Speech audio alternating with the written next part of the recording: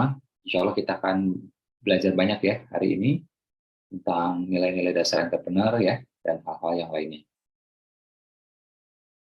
Jadi hari ini insya Allah ya selama 1 jam ke depan kurang lebih kita akan belajar tentang hikmah dari Masjid Adas, terus nilai-nilai dasar entrepreneur ya, termasuk juga bagaimana cara kita lepas dari kemiskinan, kefakiran, terus juga introspeksi dan eksekusi dalam aspek bisnis, hikmah punya guru, dan tips segera berumroh ya. Nah, ternyata kalau kita perhatikan ada tips-tipsnya ya agar kita bisa segera berangkat berumroh. Saya pribadi berumroh sejak tahun 2009. Tiap tahun biasanya berangkat gitu ya, kecuali kemarin pas pandemi gitu ya. Nah, ternyata begitu kita saya lihat lagi, ternyata ada hikmah-hikmah yang berikutnya gitu ya, agar kita segera berangkat berumroh. Ya, boleh slide berikutnya.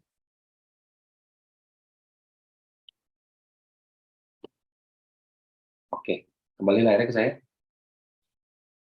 Pekan lalu saya sudah menyampaikan tentang Masjidku ya dan Masjid Adas ya. Ini terletak di Taif sekitar 1 jam dari Mekah ya. Nah, insya Allah teman-teman juga segera nyampe ke sana ya, setidaknya pasang niat ya untuk bisa sampai di sana juga gitu ya. Nah, Masjidku ini awalnya itu bukan masjid tentunya ya, karena ya waktu itu Islam belum nyampe di sana. Nabi mau berdakwah di sana, istirahat dulu ya, kemudian Nabi meletakkan kan sikunya di sebuah batu ya, dan kemudian daerah itu akhirnya dibangun masjid. Nah, ketika Nabi mulai berdakwah, Nabi kan dilempari sampai akhirnya berdarah-darah gitu ya. Nabi lari ya ke sebuah kebun. Jadi awalnya berdakwah dekat masjidku itu, ya kan? Ingat ya waktu itu belum jadi masjid gitu ya. Nah, hanya batu-batu gitu ya. Jadi awalnya dakwah di situ, kemudian lari nih, ya, dilempari, lari gitu ya. Nah, beliau bersembunyi bersama Zaid ya, bersembunyi di daerah ya perkebunan ya. Nah, kemudian tempat beliau sembunyi itu yang kemudian menjadi Masjid Adas. Nah, kenapa namanya Masjid Adas? Ingat ya, jadi waktu itu masih kebun, belum belum ini ya, belum ada masjidnya gitu ya. Karena ya itu pertama kali Islam diperkenalkan gitu. Kenapa namanya Adas? Nah, itu seorang budak ya. Seorang pemuda, seorang budak ya yang kemudian merasa empati ya lihat Nabi luka-luka seperti itu berdarah-darah ya, ketakutan. Nah, beliau ya Adas ini memberikan anggur gitu ya kepada Rasulullah gitu. Nah, situlah dapat momen ya yang menggetarkan hati Adas gitu ya. Karena apa? Karena Rasulullah mengucapkan basmalah ya. Jadi ucapan basmalahnya beliau tentu beda ketimbang orang rata-rata gitu. Nah, apa hikmah dari kejadian ini? Ya, ini saya flashback yang dari pekan lalu teman-teman ya. Tapi hikmahnya baru saya sampaikan sekarang ini. Jadi ada 5 setidaknya. Ya, terutama ya kaitannya dengan kita dalam dunia bisnis juga kehidupan. Pertama, Nabi coba alternatif cara. Ya, alternatif cara. Nabi berdakwah di Mekah, ya kan, ditolak, bahkan terjadi konfrontasi. Nah, beliau berpikir kan alternatif yang lain, ya, alternatif yang lain yang gimana nih? Kira-kira bisa menyampaikan ya risalah Islam tanpa ada lagi yang namanya penolakan dan konfrontasi. Beliau berpikir Taif gitu kan ya, karena lebih dekat, cenderung lebih dekat. Ya Mekah Madinah itu lebih jauh, lebih dekat itu Mekah Taif gitu kan ya. Dan di sini juga penduduknya lebih kalem gitu ya, karena tinggal di daerah dingin. Nah, Nabi coba alternatif ini teman-teman. Ya walaupun gagal ya kalau kita hitungan matematika ya, karena dapatnya cuma 1 orang gitu ya. Rata-rata semua menolak, yang menerima Islam cuma 1 orang. Tapi Nabi coba alternatif lain ini. Itu yang pertama. Kedua, kita merasakan bagaimana pengorbanan dan perjuangan Nabi. Ya, karena berangkat ke sana, ya kemarin itu kita melihat bagaimana jalannya batu-batu ya terjal seperti itu, kebayang Nabi dulu seperti apa gitu ya. Saya pribadi ke Taif itu 2 kali sudah. Dulu saya ke Taif sama ibu saya, sama mertua saya. Kalau kemarin bersama istri ya dan teman-teman. Nah, saya melihat memang Taif itu dingin dan Taif itu kalau kita lihat ya memang terjal sekali batu-batu semuanya gitu ya. Dan yang ketiga kan Nabi dilemparin tuh, Nabi sudah dilemparin gitu ya. Bahkan mau ditimpa dengan batu besar gitu ya, kemudian ditahan sama Jibril, dan Jibril menawarkan ya tawaran untuk apa, balas gitu kan ya, untuk menimpa kota itu gitu. Tapi Nabi menolak ya, Nabi bilang nanti ya, aku masih berharap nanti akan ada dari sulbi mereka, dari zuriat mereka yang menjadi pemeluk agama Islam. Nah, hikmah yang ketiga adalah Pak Nabi tidak menendam. Ya, kebayang kalau Nabi menendam kan, repot itu. Celaka semua orang Taif sampai keturunannya kan gitu. Nabi tidak menendam.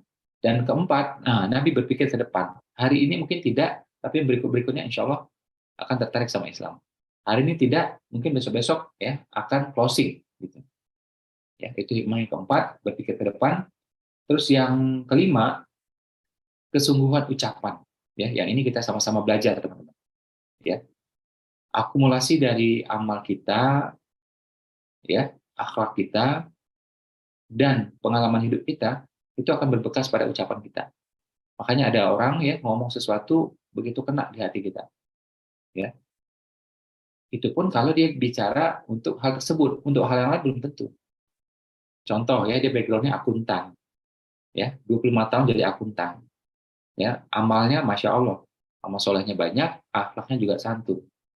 Nah sekali waktu beliau bicara nih soal akuntansi, betapa pentingnya pencatatan yang rapi dan pencatatan yang jujur. Walaupun ngomongnya sederhana, tapi karena akumulasi pengalaman, ya punya akhlak, punya amal soleh, itu berbekas di hati orang. Nah tapi begitu misalnya ya beliau bicara soal bengkel, montir, mungkin beda ceritanya, karena pengalaman tidak di situ. Ya, nah Rasulullah karena memang ya beliau Rasul gitu ya, ucapan basmalahnya ya beda sama kita, bisa menggetarkan hati orang, sampai orang itu akhirnya syahadat, teman-teman. Nah kita juga belajar ya bagaimana ucapan kita itu bisa berbekas ya di hati orang. Mudah-mudahan dengan izin Allah orang tergerak untuk melakukan sesuatu. Sampai di sini jelas teman-teman? Coba ngacung lagi tangannya, dua-dua boleh? Kasih jempol. Oke, ya. Kita lanjut lagi, kita buka slide berikutnya. Masjid Abu Bakar ya, yang menjadi gambar ya, kita tahu bahwa Abu Bakar profesinya adalah seorang pengusaha ya, pengusaha besar.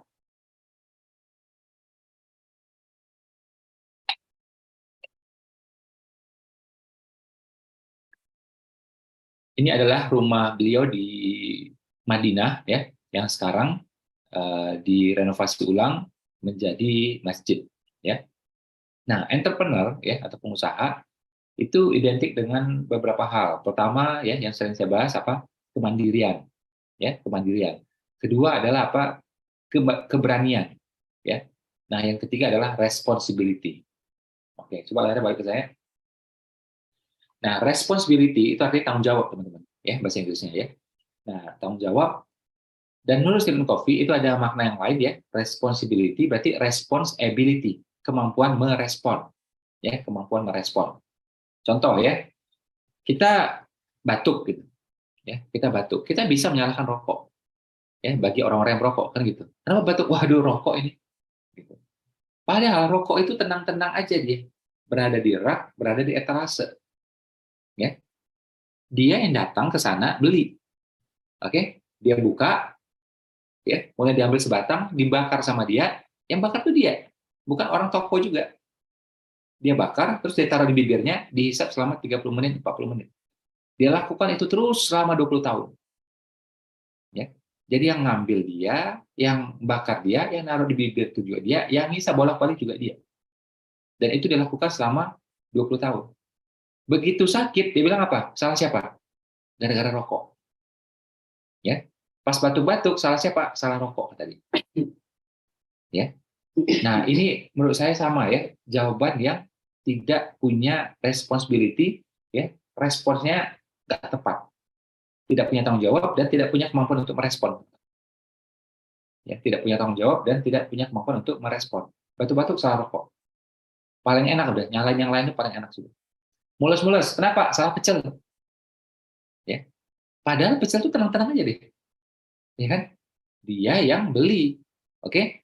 Oh, tapi saya nggak beli, Pak. Dikasih teman, Pak. Nggak enak, nggak makan, Pak. Lah, sudah tahu bisa bisa mules karena pecel. Ya udah, makannya jangan banyak-banyak dong. Dia yang makan sampai 2 piring. Ya kan? Dia masukkan tuh ke mulutnya non-stop selama 30 menit. Ya kan? Besoknya mules. Dia bilang, Pak, salah pecel. Padahal Pak, salah pengendalian dirinya. Ya. Dia tidak punya kendali pada dirinya, hingga makan itu berkali-kali, berterusan. Gitu. Sama kayak rokok tadi. Orang jual rokok dari dulu, udah ratusan tahun. Ya, seumur hidup saya 45 tahun juga saya melihat nih. Tapi seumur umur juga saya nggak pernah beli rokok. Ya. Nah, jadi orang jual biar aja. Ya, dia pajang aja nggak apa-apa. Ya, dia taruh di etalase, di rak ya biarin aja. Gitu. Ya kan? Ya, saya nggak usah beli, selesai. Kendali itu ternyata apa? Pada diri kita. Ya kan? Nah, contoh yang lain, misalnya susah tidur. Karena apa? Karena kopi. Kopi itu tenang-tenang dia berada di dapur. Kita yang ngambil. Jam 8 malam kita minum. Panas-panas, kita minum, tenang-tenang. Ya kan? Atau jam 9 nggak bisa tidur lagi sudah. Nah, jadi bukan salah kopi, salah pengendalian diri. Dia tidak punya pengendalian diri. Ini sering banget kita terima jawaban ini di mana-mana, teman. Termasuk juga telat. Kenapa telat? Karena hujan. Ya, karena hujan dicalain coba. Salahnya apa coba? Ya. Apalagi agama Islam tahu ya bahwa hujan itu barokah, hujan itu bawa manfaat, ada doa khusus. Ya. Bahkan kita tahu juga bahwa ketika hujan, doa lebih makbul. Kan gitu. Nah, dia bilang kan, kenapa telat? Karena hujan. Sebenarnya apa? Karena kurang antisipasi. Ya. Kenapa gemuk? Efek pandemi, Pak. Ya kan, efek pandemi. Pandemi disalahin. Ya. Padahal dia ngetem selalu makan citato. Ya kan? Habis itu gorengan. Belum lagi selesai gorengan, sambung lagi yang lain. Ya kan? Nah, karena apa? Kurangnya pengendalian diri. Itulah yang disebut teman-teman excuse. Ya. Kita bukan bahas pecel hari ini, bukan bahas kopi, bukan juga bahas tadi yang soal rokok, bukan teman-teman. Tapi soal pengendalian diri tadi. Ya. Nah, yang namanya entrepreneur itu harus punya response ability yang sangat-sangat kuat. Kemampuan merespon yang sangat tepat. Ya. Tentu semua orang harus punya, tapi pengusaha harus lebih punya, teman-teman. Karena apa? Memang bertumpu semua itu di dia. Apa-apa itu bertumpu di dia. Ya. Seorang karyawan, dia masih bisa kalau misalnya nih ya, bisnisnya masalah, dia bilang, oh ini atasan saya, oh ini perusahaan saya, ini keputusan perusahaan, ini kebijakan perusahaan. Dia masih bisa ngomong seperti itu. Tapi kalau entrepreneur udah nggak bisa, dia yang memutuskan sudah. Puncaknya ya di dia sudah. Nah, makanya kalau kita tidak punya response ability yang tepat, kemampuan merespon yang tepat, kita akan berhadapan dengan hal-hal yang berulang-ulang terus salahnya, kelirunya, ya kan? Contoh, uang di kantor hilang, kita jualan BP, ada hasilnya, alhamdulillah sekitar 100.000, atau hilang. Kita bilang apa? Salah karyawan. Ini dasar maling tuh Pak, karyawan itu Pak. Orang kampung itu Pak, memang rata-rata maling Pak. Saya nyesel Pak rekrut orang dari kampung itu. Ya. Nah, jadi uang hilang salah siapa? Salah karyawan. Padahal apa? Salah dia, ya, salah diriku. Kenapa? Kurang controlling. Oke? Itu yang pertama. Kedua, Pak, kurang seleksi dalam rekrut karyawan. Aku nggak tahu ya orangnya jujur atau tidak, tahu-tahu aku izinkan dia pegang uang. Ya kan? Nah, sambil juga kita introspeksi yang ketiga. Mungkin aku kurang bayar zakat, mungkin aku kurang sedekah selama ini, ya kan? Dan seterusnya. Minimal tiga introspeksi itu. Tapi kalau kita bilang, oh dasar orang itu maling, Pak. Kampung sana itu memang rata-rata maling, Pak. Nyesel saya rekrut, Pak. Ya kan? Nggak belajar, kan? Besok rekrut orang lagi dari tempat berbeda. Hilang lagi uangnya. Karena masalahnya bukan soal kampung itu. Masalahnya, Pak, dia yang kurang seleksi ketika rekrut karyawan. Dia yang kurang controlling. Sehingga orang bisa bawa kabur tuh. Ya. Coba kita lihat misalnya dunia perbankan. Ya, kalau kita kerja di sana teman-teman, pulang kita, ya kita kerja terus pulang, kita nggak bisa bawa uang ya 20.000 tuh nggak bisa. Coba jadikan spotlightnya di saya.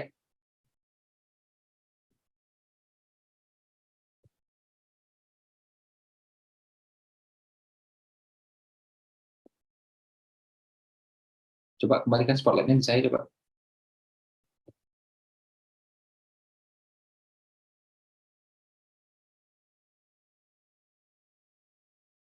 Nah, jadi bertanggung jawab ya teman-teman.